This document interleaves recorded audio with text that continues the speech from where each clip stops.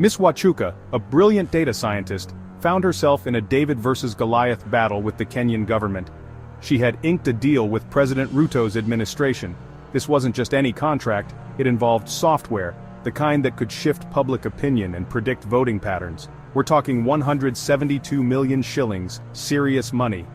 Miss Wachuka held up her end of the bargain. The software was delivered, ready to delve into the minds of Kenyan voters. But then, the rug was pulled out from under her. The government, citing budget constraints, refused to pay. Budget constraints? For software designed to manipulate an entire electorate? Seems fishy, doesn't it? Miss Wachuka, armed with evidence and righteous anger, took the case to court. It was a classic case of a small-time citizen standing up to the powerful elite. The courtroom became a battleground of truth versus political maneuvering.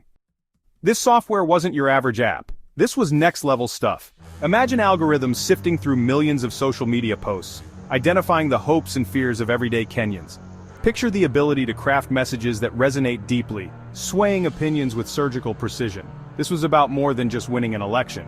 It was about controlling the narrative. 172 million shillings might sound like a lot, but for access to that kind of power, a steal.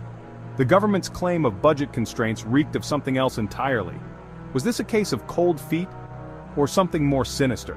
Did someone somewhere decide that having this kind of power out in the open was just too risky? The court, to their credit, saw through the smoke and mirrors. Miss Wachuka was right, the government was wrong.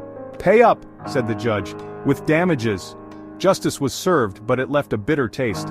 This wasn't just a victory for Miss Wachuka, it was an indictment of a system that seems all too willing to play fast and loose with ethics and public funds. The real question is, what now? The software exists. The government might have to pay for it, but what's to stop them from using it? The potential for misuse is staggering. This whole saga has shaken the public's trust in a way that 1,000 political speeches never could. It's a stark reminder that in the digital age, the line between campaigning and manipulation is dangerously thin. What does it say about our leaders when they're willing to spend millions on software designed to influence our very thoughts?